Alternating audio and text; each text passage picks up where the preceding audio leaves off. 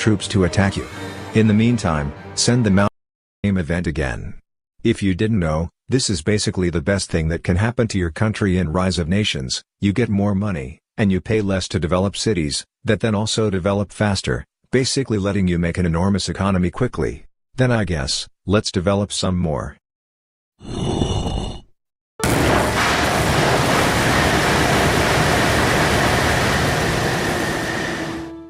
A few moments later. Well, there's the rankings. In terms of economy, I make around $380 million every 5 days. Funnily enough, the real United States makes about $350 billion every 5 days in GDP, which is ridiculous. Anyway, I hope you enjoyed the video. Are you interested in starting your own faceless YouTube automation channel, but all people do is tell you to go to frickin' Fiverr and Upwork and hire people to make rain sound videos, motivation videos, and all this other useless crap that just doesn't work? And all you want is someone to level with you and show you what you actually need to do to build a highly successful YouTube automation channel that runs on autopilot. But I want to say it face to face. Because of you, I'm where I'm at. It would not be possible because of you. Dude. So I want to say thank you very much. But luckily, I found Jordan. I've got 2 monetized channels already, and that's all following what Jordan teaches. It's amazing. It really is. You see, a lot of people think that in order to run a successful YouTube automation channel, you have to hire people from Fiverr and Upwork and have them make rain sound videos or white noise videos. And the truth is, the most Well, welcome back to Italy.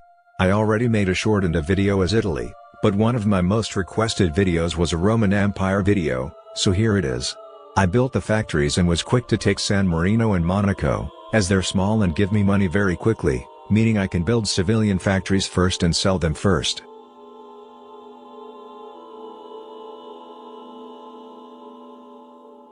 My civilian factories were done and I sold some to Brazil, who was the only AI democracy in the game. Now that is a beefy economy. Never neglect your economy, especially early game, so you can expand faster than everyone. I also started training my troops for the deserts of Tunisia and Libya. I wanted to form Italian Empire first, as that gives me plus 15% resource output and plus 15% nationalism buffs, which is my favorite ideology. I'll do an ideology guide soon. Apart from the resource bonus, I also get cores on all that Libyan oil. Unfortunately, Algeria was a player and they took some of Tunisia first. I took the cities with phosphate from them, as that's why I invaded in the first place. I would have to eventually take all of them for Rome anyway. In the meantime, I took out Libya, justified on my colonies, and started justifying on Slovenia and Croatia to start expanding in the Balkans. As you can see, France got partitioned between Poland, Germany, and Spain. Germany, UK and Poland were all allies, so they were pretty menacing together. Spain wasn't allied with them, but if they noticed I was going for Rome, they were definitely going to try to stop me.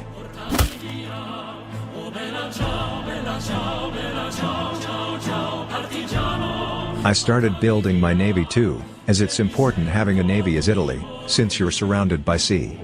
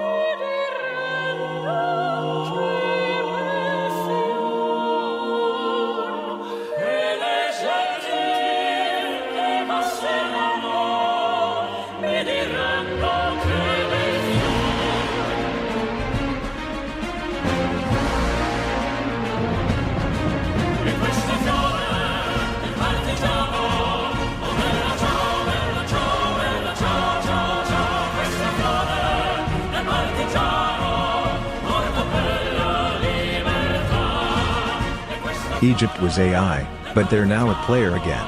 I decided to attack him nonetheless. I needed to get stronger and to get a better position in the Mediterranean. Because Turkey needs my land in the Balkans to form, and I don't fancy giving it to him.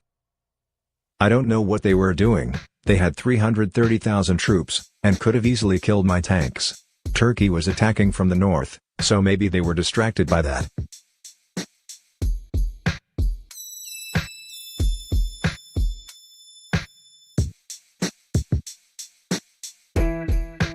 Ethiopia capitulated, so I moved my troops to take Somalia to form Italian Empire.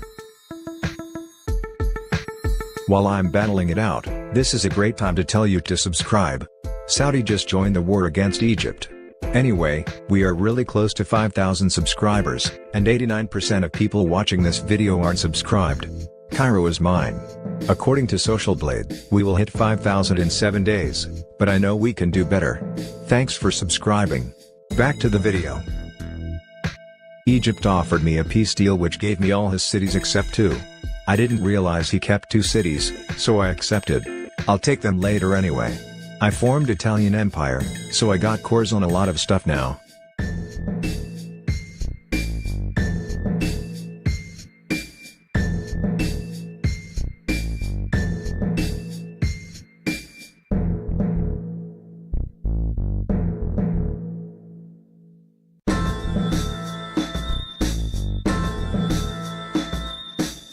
Now I was in a difficult situation.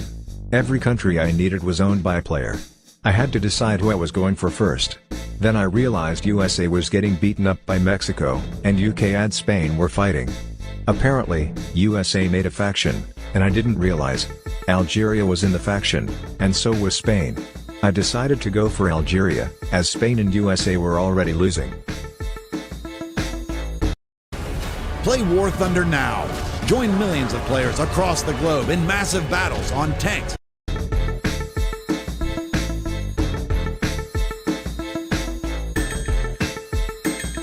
I made 1,000 Arab tanks and sent them to Algiers via the ocean. I had another 600 left from the Egypt war, and I set them to auto-capture.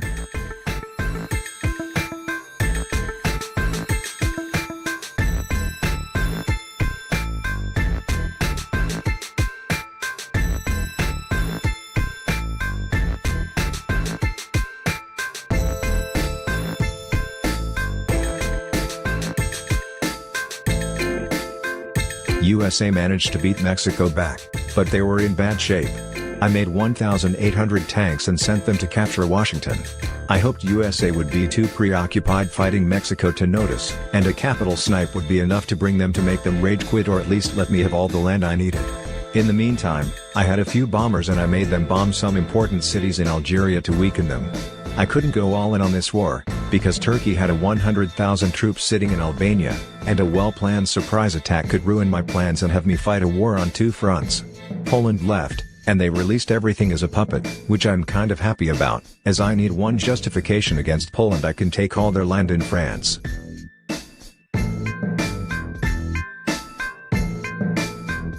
I landed those troops in Washington, and then USA quit. Algeria had fallen, so now the US was next.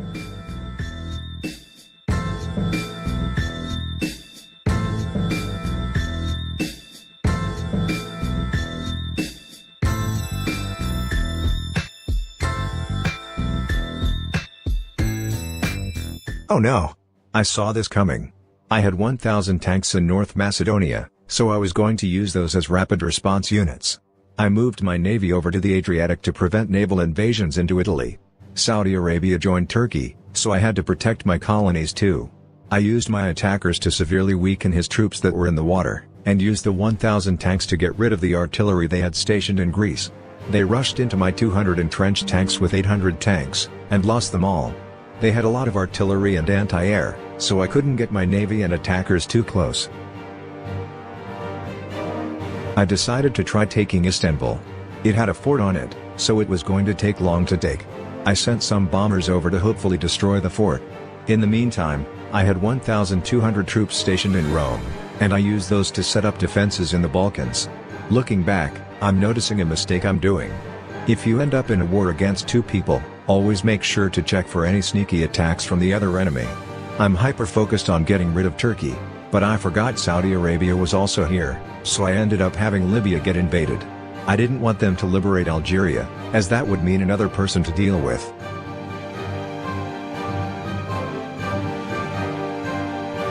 In fact, I didn't notice the Saudi reinforcements either, so that's complicating things. I'm trying to get Istanbul, but it's proving to be much tougher than anticipated. I also made 800 tanks in Libya to stop Saudi. At least I was doing okay in USA. Saudi also landed some troops in Sicily, those need taking care of. If I knock out Turkey out of the war, Saudi will leave too, as Turkey is the war leader.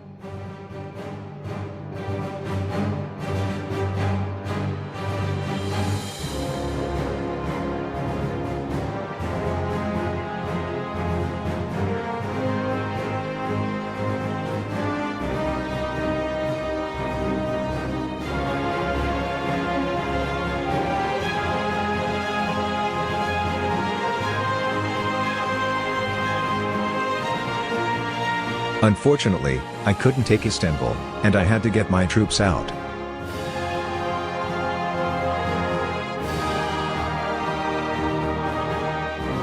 I managed to land 600 tanks in South Anatolia. I plan on using them to slowly take his cities full of factories that are close to his capital. Everything is so fortified, which is annoying. Saudi is trying to push through Italy, but I have been holding back. I wasn't using much manpower, and I tried making do with what I had. On the other hand, Turkey is exhausted, they used up a lot of manpower. I reinforced my colonies from the Saudi attack, then I just made 3,600 tanks and overwhelmed Turkey.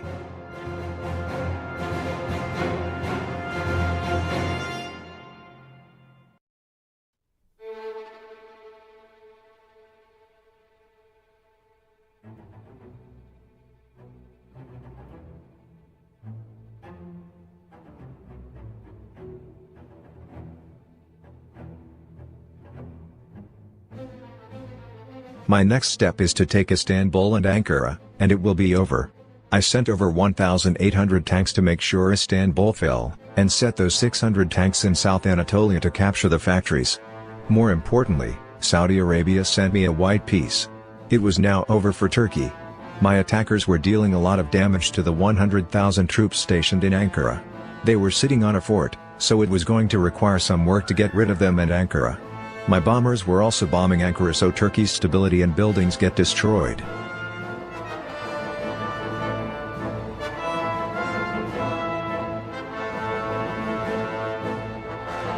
Finally, Istanbul fell.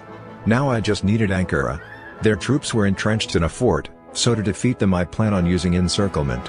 Basically, there's a mechanic in Rise of Nations that gives buffs to troops that are encircling other troops. So you might not be able to defeat 20,000 entrenched troops head-on, but you might be able to defeat them if you split your troops and attack from two sides. So that's what I did, and it worked really well.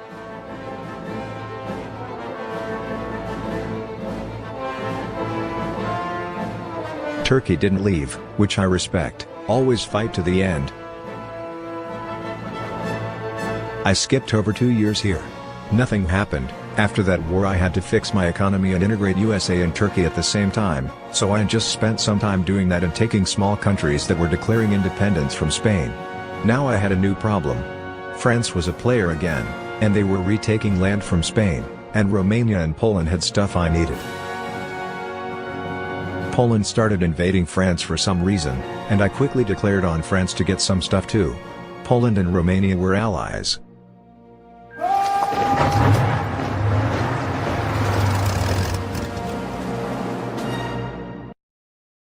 Technically, I didn't need Poland, but they had some puppets I needed. Since I needed Romania, I plan on prioritizing them.